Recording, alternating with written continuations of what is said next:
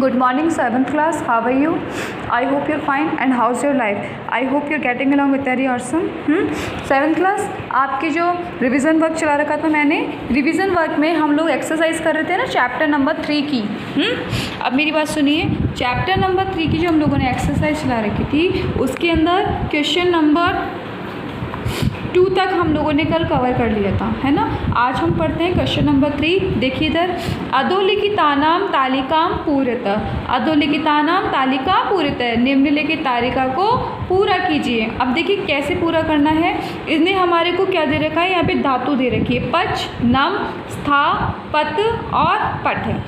पच, नम, स्था, पत और पट, है ना। ये धातुएं दे रखी है आपको 5। अब हमें इन 5 धातुओं के रूप बनाने हैं, एक वचन में, द्विवचन में और बहुवचन में, ठीक है ना। एक वचन में, द्विवचन में और बहुवचन में, लेकिन प्रथम पुरुष, द्वितीय पुरुष और उत्तम पुरुष, प्रथम पुरुष, उत्तम पुरुष और मध्यम पुरुष, प्रथम पुरुष, मध्यम पुरुष और उत्तम पुरुष में।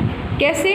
अब आपको एक वचन बनाना है ना, तो आपको पता है ना एक वचन शब्द बनाने के लिए हमारे को पच धातु दी है, तो मैं यहाँ पर क्या लिख दूँगी, अपचत।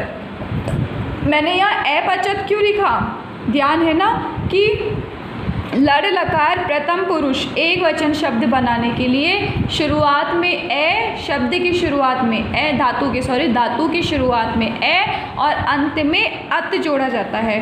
प्रारंभ में ए और अंत में अत, तो क्या लिखेंगे, अपचत।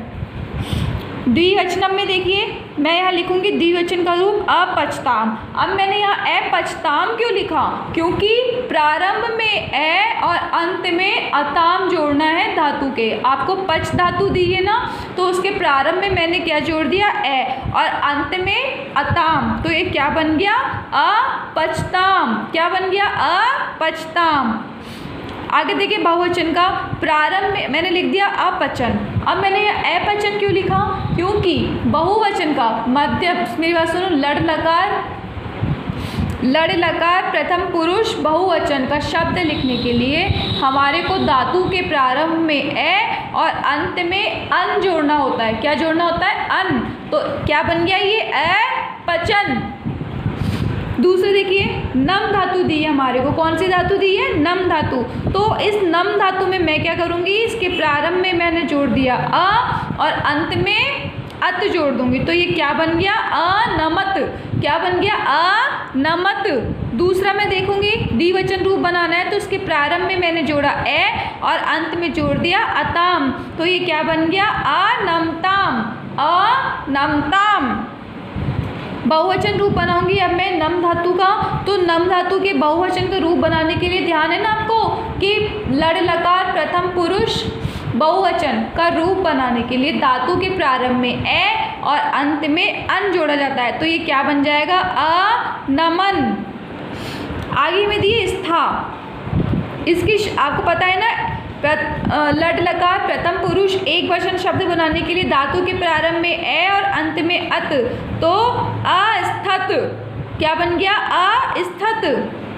स्था धातु दी है ना आपको, प्रारंभ में द्विवचन रूप बनाने के लिए पता है ना आपको, धातु के प्रारंभ में ए और अंत में अताम जोड़ा जाता है, तो ये क्या बन गया, अस्थिताम, अस्थिताम। आगे पहुँचते हैं हम, बहुवचन लड़ लगा प्रथम पुरुष बहुवचन का रूप बनाने के लिए धातु के प्रारंभ में ए और अंत में अन जोड़ता है, तो क्या बनेगा, अस्थान, अस्थान। आगे आपको धातु दी है पत धातु, कौन सी दी है, पत धातु। तो एक वचन रूप बनाने के लिए धातु के प्रारंभ में ए और अंत में अत जोड़ना है, तो क्या बन जाएगा, अपतत। द्विवचन रूप देखिए, द्विवचन में धातु के प्रारंभ में ए और अंत में अताम जोड़ेंगे, तो क्या बन जाएगा, अपतताम, अपतताम। अब बहुवचन लड़ लकार प्रथम पुरुष बहुवचन रूप बनाने के लिए धातु के प्रारंभ में ए और अंत में अन जोड़ना है, तो हम क्या लिख देंगे, अपतन, अपतन। आपको आगे धातु दी है पठ धातु, ठीक है, पठ धातु। तो पठ धातु का रूप है हमारे को एक वचन में बताना है, तो कैसे करेंगे, शुरुआत में मतलब धातु के प्रारंभ में ए और अंत में अत, अपठत। द्विवचन रूप धातु के प्रारंभ में ए और अंत में अताम, तो अपठताम। बहुवचन धातु के प्रारंभ में ए और अंत में अन, तो अपठन। क्या बन गया? ए पठन। बच्चों इसी के साथ आपका चैप्टर नंबर 2 रिवीजन वर्क हो चुका है कंप्लीट। ठीक है, जो मैंने आपको बताया है जिस तरीके से आपकी ये जो तालिका दी गई है, ठीक है ना, दी गई है ना, ये आपको ये आज अपनी कॉपी में करके लानी है, ना कि सिर्फ कॉपी में करनी है बल्कि आपको पढ़नी भी है। बच्चों रफ वर्क करा करो, सॉरी ये तो फेयर है, इसके अलावा आप लोग घर पर कोई रफ कॉपी के अंदर इस तरीके से जो शब्द हैं, सूत्र आपको मालूम है कि किस तरीके से लिखने होते हैं, नियम आपको मालूम है कि इस नियम से ये बनाने हैं। तो बच्चों प्लीज़ आपसे रिक्वेस्ट है कि आप लोग इस नियम से इन्हें बनाने की पूरी कोशिश करते रहोगे तो तुम्हें भी आ जाएगा, संस्कृत समझने में कोई दिक्कत नहीं होगी। और बच्चों दोबारा रिवाइज़ करवाना मेरा काम इसलिए है कि ताकि तुम्हें संस्कृत में कोई प्रॉब्लम ना आए।